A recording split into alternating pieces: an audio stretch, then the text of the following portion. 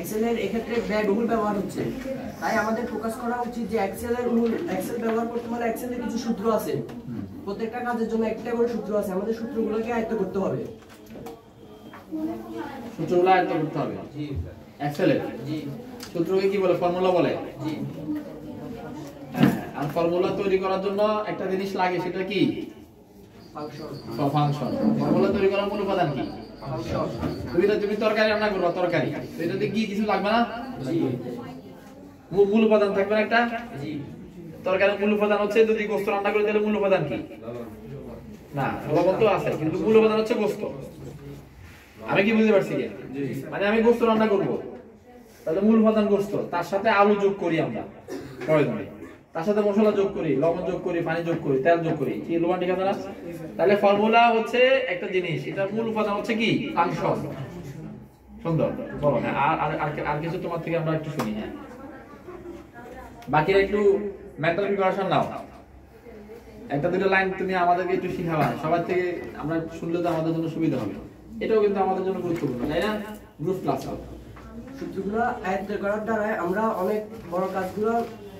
অল্পতে করে ফেলতে পারি আমাদের তাতে করে আমাদের সময় কষ্ট হয় এবং কি কাজের গতিও বাড়ে অনেক কাজ অনেক অল্প সময়ের ভিতরে করা যায় এক্সেল প্রোগ্রামের তোমার এটা মাইক্রোসফট কোম্পানির এক্সেল প্রোগ্রাম এখানে তুমি শিখছো মাইক্রোসফটের জি আর গুগলের এক্সেল প্রোগ্রাম আছে জানো এটা গুগল শিট মাশাআল্লাহ গুগল তাহলে তুমি গুগল এক্সেল শিট আর মাইক্রোসফট এক্সেল শিট দুটোর মধ্যে কোনো ব্যবধান বলতে পারবা গুগল শিট ব্যবহার করো না ঠিক আছে গুড তারপরে আর এক্সেল এর মধ্যে যে ফাংশন গুলো আছে যেমন একটা ফাংশন আছে হচ্ছে সাম ধরো সাম জি সাম দ্বারা আমরা যদি অঙ্ক করি কোনো কিছু সাম করতে চাই অর্থাৎ যোগ করতে চাই সেই ক্ষেত্রে আমাদের বারবার করে সাম ইকুয়াল সাম দেওয়া লাগে সেই ক্ষেত্রে আমরা সাম ফাংশনটি একবার ইউজ করার ক্ষেত্রে অনেকগুলো যোগফল একত্রে বের করতে পারি গুড তাই না একসাথে এট এ গ্লান্স আমরা যেটা বলি একসাথে অনেকগুলো কাজ করে ফেলতে পারি তারপর হচ্ছে ম্যাক্স মিন এগুলো তো জানো জি এভারেজ গড় নির্ণয় করা অর্থাৎ আমরা অনেক এক থেকে অনেক সংখ্যা আছে তার আমরা গড় নির্ণয় করতে চাই সুতরাং সেই ক্ষেত্রে আমরা এভারেজ ইউজ করব সবার মনে তো আছে নেই তারপর হচ্ছে কি লজিক্যাল স্টেটমেন্ট এটা অনেক গুরুত্বপূর্ণ একটা বিষয় যদি আমরা কোনো জায়গায় লজিক ব্যবহার করি অর্থাৎ আজকে ঠান্ডা ওয়েদার যদি ঠান্ডা হয় তাহলে আমরা কফি খাবো আর আজকে ওয়েদারটা যদি হট গরম হয় আমরা কোল্ড ড্রিঙ্কস খাবো আইসক্রিম খাবো বা কোল্ড ড্রিঙ্কস খাবো এই বিষয়বস্তু এই ধরনের লজিকগুলো আমরা ইফ ইলস দ্বারা ইউজ করব হ্যাঁ ইলস দ্বারা সমাধান করতে পারি ইফ দ্বারা সমাধান করব তাই না জি তাহলে ইফ একটা ফর্মুলা না ফাংশন ইফ একটা ফাংশন এটা একটু concept I need to clear concept about the if it is it formula or function review দাও ইফ একটি ফাংশন ওরা রিভিউ মানে ওদের থেকে রিভিউ নিন আমরা তো তোমরা কি বলো তোমাদের মন্তব্য কি ক্লিয়ার তো এটা জি যখন ইফ এর সাথে যখন সামনে ইকুয়াল টু যুক্ত হবে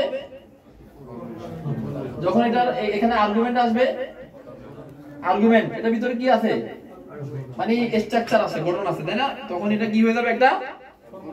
ফর্মুলা হয়ে যাবে ইফ কখনো শুধু গোশত কি কখনো খাওয়া যায় এই যে বললাম একটু তরকারি রান্না করব আমরা শুধু গোশত খাইতে সম্ভব এটা পসিবল এটা আমরা আমাদের জেনারেশন খায় না এটা ওই বনের লোকেরা শুধু গোশত খায় ওটা ভিন্ন হ্যাঁ আমাদের অনেক কিছু লাগে অনেক আইটেম লাগে সেটা so Abdul Mannan is very well speech সে ভালো কথা বলতেছে তার থেকে আমরা যেগুলো শুনতেছি এটা কিন্তু ডকুমেন্টারি কথা এবং এগুলো কোনো মানে আমাদের যে ইনফরমেশন গুলো আমাদের ব্রেনে আগে থেকে সেভ আছে একটু আমরা ক্লিয়ার করে নিচ্ছি তাই না ঝালাই করে নিচ্ছি ওকে তুমি শর্ট জানো শর্ট এক্সেলের শর্ট আছে এটা জানো জি শর্ট দ্বারা আমরা এলোমেলো কোনো কিছুকে ঠিক করতে পারি যেরকম ভাবে একটা আমরা চাচ্ছি কি এ থেকে জেড করতে পারি এবং জেড থেকে এ করতে পারি উল্টা থেকে বাটা থেকে উল্টা গুড মাশাআল্লাহ শর্ট করব এটা বলতে পারবা শর্ট দুই প্রকার এ টু জেড এবং জেড টু এ সুন্দর মাশাআল্লাহ এ টু জেড কে কি বলে অ্যাসেন্ডিং বলে আর জেড টু এ কে ক্লিয়ার মাশাআল্লাহ এটা ক্লিয়ার হয়ে গেছে এটা হচ্ছে group study very important things আচ্ছা মাশাআল্লাহ আর তারপর হচ্ছে যে ফিল্টার তুমি ফিল্টার এক্সেল ফিল্টার শিখেছো ফিল্টার দ্বারা আমরা ডাটা ফিল্টারিং করি অর্থাৎ আমরা কোন নির্দিষ্ট কি আউটপুট চাচ্ছি আমরা অনেক একটা লিস্ট করেছি তার ভিতরে আমরা স্পেসিফিক কোনো আউটপুট চাচ্ছি, তো আমরা ওইটাকে ফিল্টারিং করে দেব, ফিল্টারিং করে আমরা ওইটাকে প্রিন্ট করে বের করতে পারি। মাশাআল্লাহ। তাহলে Abdul Mannan is student for the computer this batch, he is of classmate of everyone, right? সে তোমাদেরকে এটা বলতেছে, মানে তার ভিতরে যে ব্রেনেটা সেভ আছে না, সে কি বই দেখে দেখে বলতেছে না মুখস্থ বলতেছে? তাহলে মুখস্থ বলা এটা কিন্তু একটা প্রত্যেকটা মানুষের জন্য একটা যোগ্যতা, কোয়ালিটি, তাই না? এইটা সে বই থেকে শিখছে না, মুখস্থ বললো কেমনে? হ্যাঁ, তাহলে এক্সেল সম্পর্কে তার এক্সপ্রেশন গুলো চমৎকার, সে কোড করেছে, আমাদেরকে ফিল্টার সম্পর্কে বলতেছে। ফিল্টার না করলে, ফিল্টার করে আমাদের সুবিধা হচ্ছে কি ডাটাগুলো আমরা আলাদা করতে পারি, তাই না?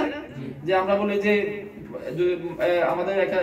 চাউল এবং ডাল যদি মিশ্রিত করে দেয়, আমাদেরকে বলে যে আলাদা করো, তাহলে আলাদা করাকে ফিল্টার বলে। এই যে ফানি ফিল্টার যে কাজটা করে, এটা গুড। তুমি এক্সেল সম্পর্কে, এক্সেলের যে স্যালারি শিট এটা এক্সেলেই তো করে, তাই না? নাকি মাইক্রোসফট ওয়ার্ডে? মাইক্রোসফট ওয়ার্ডে করা যাবে না? যাবে। Not appropriate, not appropriate. হ্যাঁ, জামিল আছে। এক্সেল দ্বারা আমরা সময়ের অপচয় থেকে বাঁচি। ওই যে শেষ শুরুতে যেটা বললো, টাইম আমাদের সেভ কনজিউম হয়, তাই না? দেখা গেছে কি অনেক সময় লাগতো, কিন্তু এক্সেলের কারণে আমরা খুব দ্রুত এক টানে আমরা অনেকগুলো ফাংশন করে ফেলতে পারি না, ফিল, তাই না? ফিল মজার জিনিস, মজার জিনিস। তাহলে এক্সেল, অনলাইন এক্সেল হচ্ছে গুগল শিট, অনলাইন এক্সেল হচ্ছে, আর অফলাইন এক্সেল মাইক্রোসফট অনলাইন হয়েছে এখন, কিন্তু আমরা যেটা এখানে 2010 ভার্সন শিখছি এটা হচ্ছে অফলাইন এক্সেল। এটা ইন্টারনেট লাগে না, কম্পিউটারে চলে। কিন্তু গুগল শিট করার জন্য কি লাগবে? সেম, কিন্তু চমৎকার। কিন্তু গুগল শিট খুব তোমরা ইউজ করবা, গুগল শিট মোবাইলে আছে। হ্যাঁ, আচ্ছা, মাশাআল্লাহ।